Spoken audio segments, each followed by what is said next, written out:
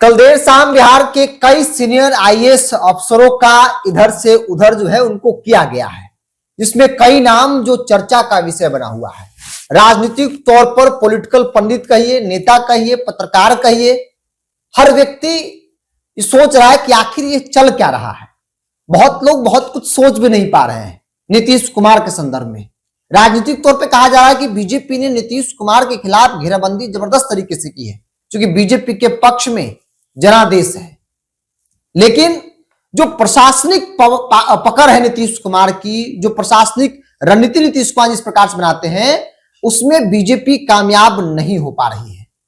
और कल जो नोटिफिकेशन जारी हुआ, कई सीनियर आईएएस अफसर जो नीतीश कुमार के गुडबुक में थे, उनको जिस प्रकार से विभाग में बैठाया गया, सवालों के घेरे में है कि बीजेपी पर अभी भी नीतीश कुमार की पकड़ उतना ही है, क्योंकि नीतीश कुमार प्रशासनिक पकड़ के लिए जाने जाते हैं। देखिए कुछ नाम इसमें है, एक नाम सीके अनिल का भी है। सीके अनिल को बहुत लोग जानते हैं और नया जनरेशन के लोग नहीं भी जानते होंगे, लेकिन उनकी चर्चा खूब हो रही है। मेरे साथ वरिष्ठ पत्रकार संतोष सिंह सर है, इनसे जानेंगे। और दूसरा नाम संजय सिंह है, जो डिप्टी सीएम गृह मंत्रालय के ओएसडी बनाए गए हैं। एक डिप्टी सीएम के यहां नीतीश कुमार के खासम खास संजय सिंह बैठे हैं और दूसरे डिप्टी सीएम के यहां सीके अनिल को बैठाया गया है। सवाल तो वही है, नीतीश कुमार की राजनीतिक तौर पर घेराबंदी बीजेपी करने में कामयाब हो जाती है, लेकिन कल जो नोटिफिकेशन जारी हुआ सर, प्रशासनिक पकड़ नीतीश कुमार की कल भी थी और आज भी है। सीके अनिल, संजय सिंह इसके दो बड़े उदाहरण हैं। देखिए ये मतलब इस बार 2020 में ये चीजें देखने को नहीं मिली। 2020 में जिस तरीके का मैंडेट नीतीश कुमार को मिला था, तो नीतीश थोड़ा डिमोरलाइज थे। याद होगा कि कई सेक्रेटरी लेवल के अधिकारी ऐसे थे जिनको तेजस्वी जैसे चाहते थे उनको हटाए, फिर बाद में सम्राट चौधरी आए, तो उस दौर में भी उन्होंने जो चाहा वो किया। लेकिन अब लगता है कि वो स्थिति नहीं है। और देखिए नीतीश कुमार का अगर कभी किसी से विवाद हुआ है, चाहे आरजेडी या बीजेपी को, बीजेपी तो हमेशा सरेंडर मुद्रा में है, आत्मसमर्पण मुद्रा में, प्रशासनिक मामले में दखल अंदाजी नहीं करता। आरजेडी करती रहती है, जिस वजह से 2015 वाला गठबंधन के बावजूद सरकार जो टूटा, उसमें सबसे बड़ी वजह हुआ था। देखिए ये जो है ना, ये संकेत राजनीतिक रूप से भले आप गृह ले लिए, विधानसभा अध्यक्ष ले लिए, और ऐसा माहौल बनाने की कोशिश हुई गृह के लेने के बाद कि नीतीश कुमार अब फिनिश हो चुके, सरेंडर कर दिए, बीजेपी फिनिश हो चुके हैं। अब जो है सो सम्राट चौधरी अब सब कुछ है, हाँ संभालेंगे। लेकिन कल का वो फैसला अभी बहुत जान बाकी है। नीतीश कुमार का स्पार्क कम हुआ नहीं है, बहुत जान बाकी है, क्योंकि ये दोनों पोस्टिंग, देखिए सीके अनिल के बारे में तो है कि भाई वो क्या नाम है, के पाठक से एक कदम आगे है वो। हाँ। और उनका लास्ट परफॉर्मेंस लोग सिवान में देखा है, डीएम बतौर डीएम। और सीके अनिल ने वहां शहाबुद्दीन का जितना अवैध कब्जा था सब कुछ ध्वस्त किया। बुलडोजर की बात आज होती है ना, उस समय में जो है बुलडोजर उतना ज्यादा जेसीबी मशीन वगैरह नहीं था, फिर भी बाहर से मंगवा कर सब 2005 के बाद नई सरकार बनी थी, तो भेजा गया था शहाबुद्दीन को ठंडा करने के लिए, डीएम बना कर भेजा गया था। और उससे पहले के पाठक को भी भेजा गया था, चुनाव कराने के पाठक को भेजा गया था। और उसके बाद सीके अनिल को, अनिल जो है सो मतलब बढ़िया इलाज है। उसके बाद फिर बहुत सारे विवाद, बहुत कड़क आईएएस के तौर पर हाँ रही है। शोभा होतकर उसके पति पत्नी का हाल सब पता है। लेकिन एक बात तो तय है कि हम कल ही कहते कि विजय सिन्हा का होम्योपैथिक इलाज तो हो, लेकिन सम्राट चौधरी का भी इलाज शुरू हो चुका है। या सम्राट चौधरी पर भी सीसीटीवी कैमरा लगा दिया गया है। ये जब प्रशासनिक महकमे से जब चर्चा, जब उस लुटियंस जोन के ब्यूरोक्रेसी में जब चर्चा, आज की जो चर्चा, जहां तक हम समझ गए, हम लोग को लगता था कि संजय सिंह खगड़िया डीएम रहे हुए हैं, सम्राट चौधरी से रिश्ता होगा ही, इसी वजह से वो एसडी के रूप में वहां है। लेकिन एक जो हमारे पास खबर थी कि जो इस बैच के जो आईएएस अधिकारी हैं, जिसका नेतृत्व नाम लेना सही नहीं होगा, एक सीएम हाउस के खास अधिकारी जिसका नेतृत्व करते हैं, उनसे इन लोगों का समझ जाइए कि एकदम जबरदस्त एकदम बॉन्डिंग है। संजय सिंह बहुत जिले के डीएम नहीं हुए क्योंकि उनका जो मिजाज जो रहा है थोड़ा लड़ाकू मिजाज का रहा है, इसलिए ज्यादा जिलों का डीएम वो नहीं रह सके, लेकिन सीएम के भरोसेमंद भी है। हाँ, भरोसे सीएम पसंद करते हैं। जैसे उसी विभाग के प्रधान सचिव है चौधरी, बहुत जगह डीएम नहीं रहे, लेकिन जीविका में 10 साल उनको रखे।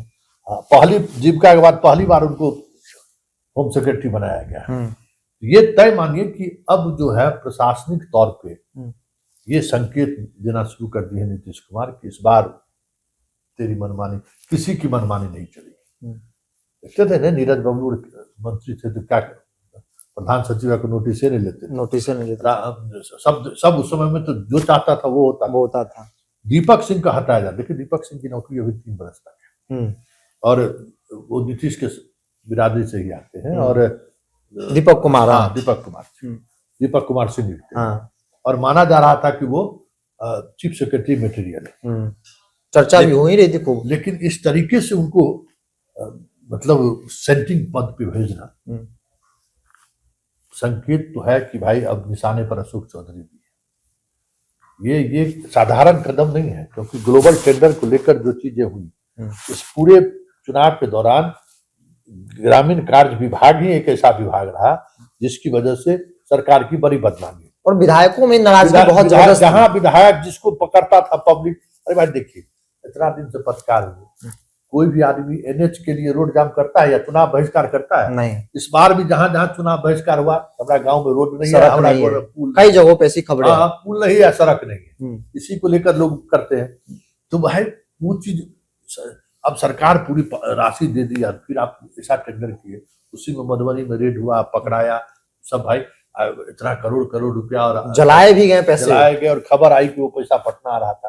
तो नीतीश कुमार इस मामले में तो एक बात है कि भ्रष्टाचार की जो भी चर्चा हो जाए चरम पर है, लेकिन कोई ये नहीं कह सकता कि नीतीश कुमार हमसे पैसा ले, इतनी शुद्धता वो बचाए हुए, भले आसपास कितना भी भ्रष्ट क्यों नहीं, अपने हम इसीलिए डायरेक्ट वहां हिट नहीं कर पाते।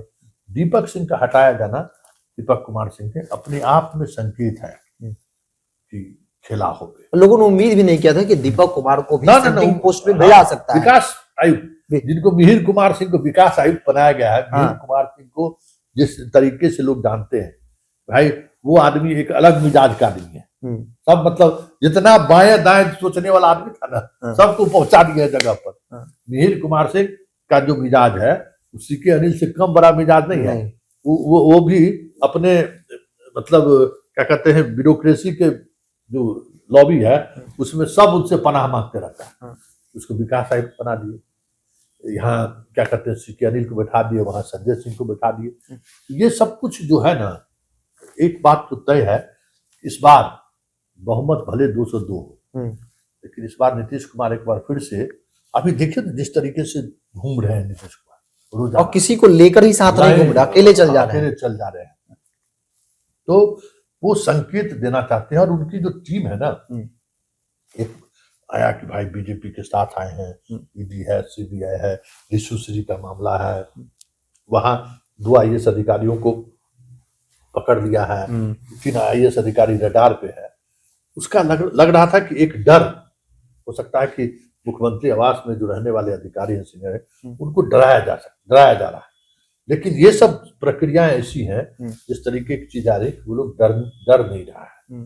हाँ, और अगर यही मिजाज रहा तो आप समझ लीजिए कि खेला हो गया। चुनाव से पहले मुझे याद है सर, ग्लोबल टेंडर मामले में मुख्यमंत्री के आदेश के बाद जांच टीम बनी, जो जांच भी कई जिलों में जाकर के जहां शिकायतें आई। क्या लगता है कि जांच रिपोर्ट बहुत नेगेटिव रहा? दीपक कुमार को सेंट्रिंग पोस्ट इस कारण से भी मिल गया?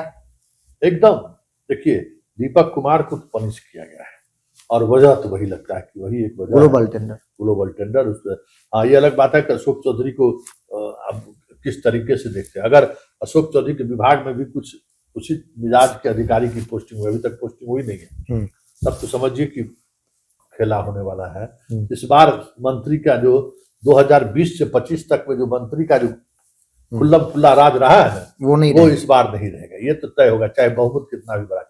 सीके अनिल जिस विभाग में भेजे गए हैं उस विभाग में आमतौर पे हर सरकार में सवाल उठते हैं कि भाई सीईओ के ट्रांसफर पोस्टिंग को लेकर बड़ा रकम वसूला गया। हर सरकार में हमने देखा है। आलोक मेहता भी गए थे, आलोक मेहता भी गए थे, और वो बीजेपी के रामसूरत राय भी गए थे, नीतीश कुमार ने पहले जो बीजेपी के वहाँ बांका वाले थे वो भी उसी में वो भी गए थे। हाँ। तो विजय सिन्हा जिस प्रकार से उनका हाव भाव, उनका बयानबाजी, लगता नहीं है कि नीतीश कुमार, आपने जैसा कहा कि होम्योपैथिक इलाज नीतीश कुमार ने सीके अनिल को बैठाकर कर दिया है। तो बीजेपी के तमाम वो बड़े विभाग जो उनको बीजेपी को मिले, वहां एक एक अपने लोगों को नीतीश कुमार ने बैठा दिया है। ये आप बहुत स्पष्ट मान रहे हैं। वो आप तो खुल के बात आ रहा है, पूरा ब्यूरोक्रेसी का सेटअप अब दिखा रहा है कि नहीं, अब वो पहले वाली बात नहीं रहेगी। आपने के पाठक का जिक्र किया, हमने देखा है के पाठक जब शिक्षा मंत्रालय में थे, चंद्रशेखर कठपुतली बन गए थे। वही हाल होगा, क्या लगता है वही हाल विजय सिन्हा का होने वाला? हाल होगा, नहीं तो मार होगा। हाँ, मंत्री दफ्तर जाना छोड़ देंगे। हाँ वही होगा, निश्चिंत रहिए, इलाज होम्योपैथिक हो गया बढ़िया।